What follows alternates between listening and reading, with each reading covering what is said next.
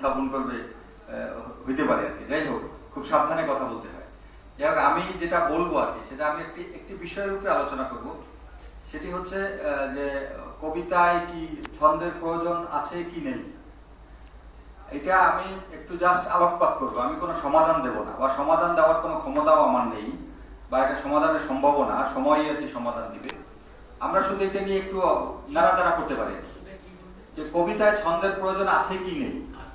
হ্যাঁ, যে এটা কিন্তু একটা বেশ বিতর্কিত বিষয় আর কি। যে এই জন্য বললাম যে এখনকার যারা কবি, নবীন কবি, তারা কিন্তু একদম বেশ কিছু আমি পোস্ট দেখি বা বেশ কিছু লেখালেখি দেখি যাতে বলা হয় যে কবিতায় ছন্দের কোনো প্রয়োজন নেই, অর্থাৎ প্রচলিত ছন্দের কোনো প্রয়োজন নেই। আমরা জানি যে বাংলা কবিতায় কিছু সনাতন ছন্দ আছে, যেটাকে সনাতন ছন্দ বলে, কিতাবী ছন্দ বলে, বিধিবদ্ধ কিছু রুলস আছে আর কি। তো তারা বলছেন যে এই আজকের যে কবিতা, আধুনিক যে কবিতা, সেই কবিতায় ছন্দের কোনো প্রয়োজন নেই। এই জন্যই এটা বিতর্ক যে আছে কি নেই, ছন্দের প্রয়োজন আছে কি নেই, এই বিষয়ে আমি একটু জাস্ট আলোকপাত করবো। আমি কোনো সমাধান দেব না, বা আমি কোনো কনক্লুশনে যাব না। আমি জাস্ট আপনারা নিজেদের কনক্লুশনে যাবেন। যেমন ধরেন, আমরা যদি কবিতা লিখি, তাহলে প্রথমেই কি দরকার?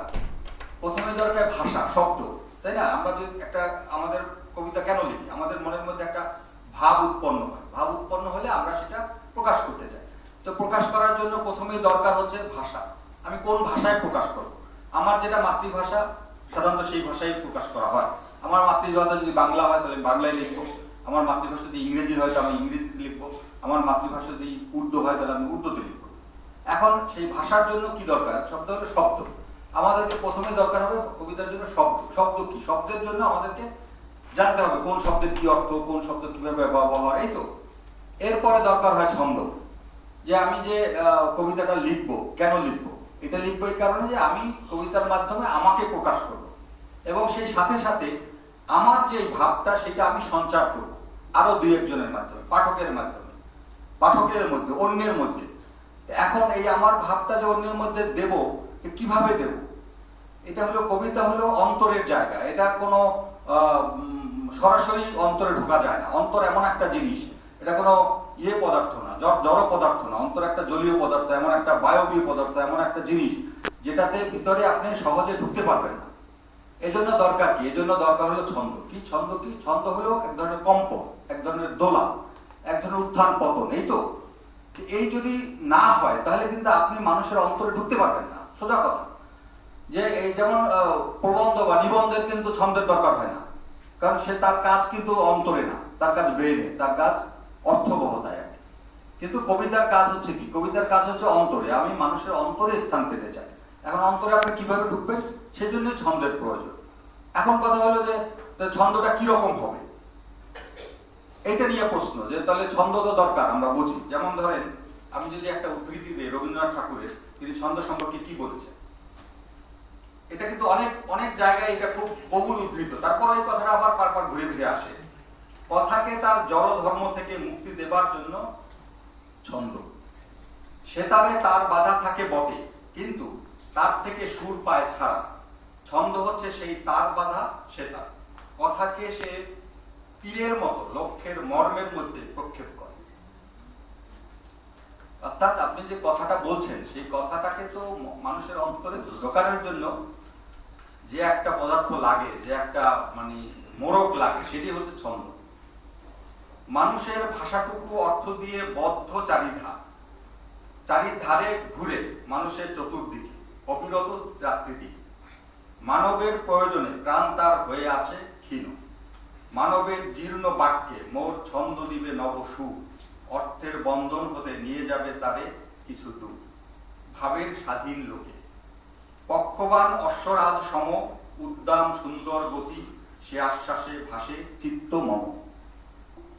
অর্থাৎ এটা আমরা সবাই বুঝি যে আমরা যে প্রতিদিন যে কথা ব্যবহার করি আর কি, আমাদের চলা ফেরায়, খাওয়া দাওয়ায় যে কথাগুলো, এই কথাগুলো ব্যবহার হইতে হইতে জীর্ণ হয়ে যায়। এই কথাগুলো তার তাৎপর্য অনেক সময় হারিয়ে ফেলে, অথবা নতুন তাৎপর্য দিতে পারে না। এই জন্য ছন্দের দোলার মধ্যে যদি এই কথাগুলোকে ফেলে দেওয়া যায়, তাহলে সে একটা নতুন অর্থ তৈরি করে, যে নতুন কি বলে প্রণোদনা তৈরি করে, যার ফলে এটা মানুষের অন্তরে থেকে যায়। যেমন ধরেন জীবনানন্দ দাশ যখন বলেন যে কবি যখন ভারাক্রান্ত হন, আচ্ছা, কবি যখন ভারাক্রান্ত হন তখন চোখ তার ছবি দেখে, কান শোনে ছন্দ, এবং চোখও অনুভব করে যেন ছন্দ বিদ্যুৎ। যে কোনো আবেগ যে কোনো ছন্দে রূপ পরিগ্রহ করতে পারে না। কবি প্রেরণা তারতম্য অনুসারে ছন্দের জাতি নির্ণয় হয়।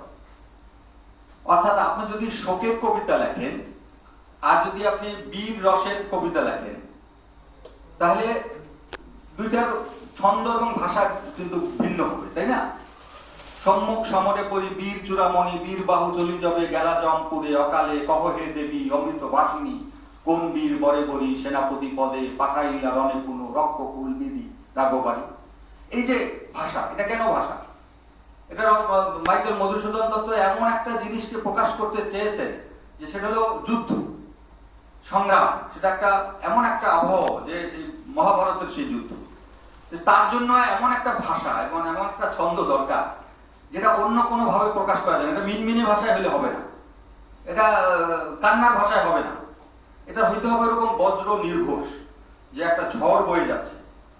এবং এই যে কবিতা, এই জন্য তিনি একটা নতুন ছন্দ আবিষ্কার করেছেন, সেটা হলো অমিত্রাক্ষর ছন্দ। অক্ষরবৃত্ত ছন্দেরই একটা নতুন ধরন, যেটা অমিত্রাক্ষর ছন্দের মাধ্যমে তাকে এই জিনিস প্রকাশ করতে হয়েছে। এই যে এই কবিতাকে কিন্তু রবীন্দ্রনাথ প্রথম দিকে খুব সমালোচনা করেছেন। তিনি বলছেন এটা এত কঠিন ভাষায় লেখা এই কবিতা ঠিক হয় না। এই কবিতাকে তিনি আবার নতুন করে সহজ ভাষায় লেখার একটা উদ্যোগ নিয়েছিলেন রবীন্দ্রনাথের তরুণ বয়সে। কিন্তু পরবর্তীকালে রবীন্দ্রনাথ বললেন যে না, এটা ঠিক না, কারণ যে ক্যানভাসে এইটা স্থাপিত, এই ক্যানভাসকে ফুটিয়ে তোলার জন্য এরকম ভাষারই দরকার, এরকমই ছন্দেরই দরকার। এই যে জীবনানন্দ দাশ যে কথাটা বললেন যে সব অনুপ্রেরণা কিন্তু সব ছন্দে প্রকাশ পায় না। ভাবের তরঙ্গই ছন্দ, এটা বলছেন অমিয় চক্রবর্তী। ছন্দটা কি? ভাবের তরঙ্গই হচ্ছে ছন্দ। এটা বললাম আমি এই কারণে যে ছন্দের যে প্রয়োজনীয়তা রয়েছে তার পক্ষে। এখন আমি আসি যে তাহলে কি কেতাবি ছন্দ, সনাতন ছন্দ বা এই যে আমরা যে প্রচলিত ছন্দ যে নামে আখ্যায়িত করি, এটা কি শিরোধার্য? এটা কি অপরিহার্য? এটা কতটা জরুরি? এটা না হলে কি কবি হওয়া যায় না? এই প্রশ্ন আসে যে তাহলে একজন কবি কিভাবে কবিতা লিখবে? সে কি আগে ছন্দ জানবে তারপর কবিতা লিখবে? যেমন ধরেন আমরা যদি আলোচনা করি যে যে যে ডাক্তার হবে তাকে মেডিকেলে পাশ করে আসতে হবে, তাই না? মেডিকেল এমবিবিএস ডিগ্রি না হলে সে কিন্তু প্র্যাকটিস করতে পারে না। যেমন বুয়েটে মানে পাস না করলে সে ইঞ্জিনিয়ার হতে পারে না, ডিপ্লোমা না করলে সে ডিপ্লোমা ইঞ্জিনিয়ার হতে পারে। তাহলে একজন কবি কি প্রথমে ছন্দ জানবে, তারপর সে কবিতা লিখতে বসবে, মানে সে ইউনিভার্সিটি ডিগ্রি, ঢাকা ইউনিভার্সিটি বা কোনো ইউনিভার্সিটির বাংলা বিভাগে পড়ে ছন্দ দক্ষতা অর্জন করে তারপর কবিতা লিখবে? এটা কি এরকম? আসলে তা না, এটা এরকম না, এটা একটু ডিফারেন্ট। কিরকম? যেমন আমাদের প্রধান কবিরা কেউ ইউনিভার্সিটি পাস করে না। রবীন্দ্রনাথ কোন ইউনিভার্সিটিতে গেছে, নজরুল ইউনিভার্সিটিতে গেছে, আমাদের সাম্প্রতিক আল মাহমুদ তো কলেজেও যায় না, স্কুল পাস, তারপর তারা বড় কবি। বিষয়টা ঠিক আলাদা। কবিতার ক্ষেত্রে কোনো ধরা বাধা নিয়ম দেওয়া যায় না। কবি হচ্ছে একজন সার্বভৌম শক্তি, সার্বভৌম সত্তা। তিনি নির্ধারণ করবেন কি করবেন তিনি। এবং প্রত্যেক কবি ছন্দ ভাঙেন। রবীন্দ্রনাথ সারা জীবন ছন্দ ভেঙেছেন। এক ছন্দ থেকে ভেঙে তার মন যদি না পূরণ হয়, তার মনে যেটা খটকা লেগেছে সেটাকে তিনি ছন্দ ভেঙে নতুন ছন্দ তৈরি করেছেন।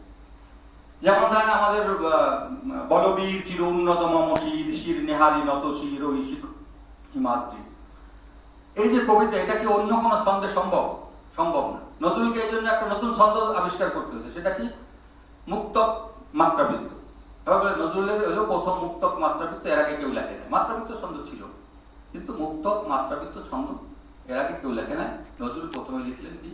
বলবীর চির উন্নত মম শির, শির নেহারি নত শির ওই শিখর হিমাদ্রি, বল মহাবিশ্বের মহাকাশ পারি, চন্দ্র সূর্য গ্রহতারা ছাড়ি, গোলক দুলক গোলক ভেদিয়া উঠিয়াছে চির বিস্ময় বিশ্ববিধাত্রী। এর কোন শব্দ কি আর এর থেকে সরানো সম্ভব না, এটা অনিবার্য। কারণ এই ছন্দটা, এই কবিতাটার জন্য এরকমই একটি ছন্দ দরকার ছিল। সেরকম আমরা দেখি যে কবিরা যে ছন্দ ভাঙে, কেন ভাঙে? এটা সবচেয়ে বড় উদাহরণ হচ্ছে যে সময়ের কারণেই ভাঙা দরকার পড়ে। নতুন নতুন অনুষঙ্গ আসে জীবনে, মানুষের জীবনে। বা সমাজে বা ভাষায়, তাহলে সেই অনুষঙ্গগুলো তৈরি করার জন্য, প্রতিফলিত করার জন্য নতুন ছন্দের দরকার হয়। এবং তখন দেখা যায় যে কবিরা, যারা বড় কবি, প্রত্যেকেই নতুন ছন্দের আবিষ্কার করেছেন, নতুন ছন্দ, পুরনো ছন্দ ভেঙে নতুন ছন্দ তৈরি করেছিলেন। এটা হলো ছন্দের মানে আপনার পজিটিভ দিক। এখন আসেন তাহলে ছন্দ, ওই যে আমি প্রথমে প্রশ্ন করলাম, ছন্দ কি অনিবার্য? ছন্দ কিন্তু অনিবার্য না। এখন বর্তমান যুগে অনেক কবি আপনি দেখবেন যে এটা শুধু বাংলাদেশে না, সারা বিশ্বে, পৃথিবীতে সব জায়গায় ছন্দ না মানার একটা প্রবণতা রয়েছে। পশ্চিমে মানে আমেরিকা, ইউরোপে, মানে ফ্রান্সে, যে ছন্দ, যেমন বিভিন্ন ধরনের শিল্প আন্দোলন হয়েছে, দাদাইজম, ইমপ্রেশনিজম, তাই না, কিউবিজম, এসব আন্দোলনের মূল উদ্দেশ্য ছিল যে প্রচলিত যে শিল্পনীতি তাকে ভাঙা। তো কবিতায় সেটা প্রতিফলিত হয়েছে, ভেঙেছে। এখন তাহলে এই যে আমরা যে প্রশ্নটা তুললাম যে ছন্দের কি প্রয়োজন আছে কি নেই, হ্যাঁ, এখন যেমন অনেক কবি বলেন না যে ছন্দ একটা ব্যাকডেটেড জিনিস, ছন্দের দরকার নেই। এর মধ্যে একজন কবি একটা পোস্ট দিয়েছেন, আমি দেখেছি, আপনার নাম বলে নাকি শুনবেন, যে এখন কবিতা লেখার জন্য ছন্দের কোনো প্রয়োজন নেই, এখন কবিতা হবে কবির স্বতঃস্ফূর্ত প্রকাশ। বা অথবা আমরা এখনকার কবিতা যদি আমরা দেখি, তাহলে আমরা যে জিনিসটা, প্রবণতাটা দেখি, সেটা হলো চিত্রকল্প নির্ভর কবিতা। কবিতায় ছন্দের দরকার নাই, নতুন নতুন চিত্রকল্প ব্যবহার করতে হবে। এখন নতুন নতুন চিত্রকল্প আপনি কোথায় পাবেন? নতুন নতুন চিত্রকল্প জানতে হলে আগের কবিরা কি চিত্রকল্প ব্যবহার করছে সেই সম্পর্কে একটা আপনার ধারণা করতে হবে। আদালত আপনি নতুন চিত্রকল্প তৈরি করতে পারবেন না, তাই না? আর হলো ছন্দের যে নেগেটিভ দিকটা, সেটা হলো ছন্দ কি, ছন্দ আপনাকে একটা বদ্ধ কাঠামোর মধ্যে নিয়ে যায়।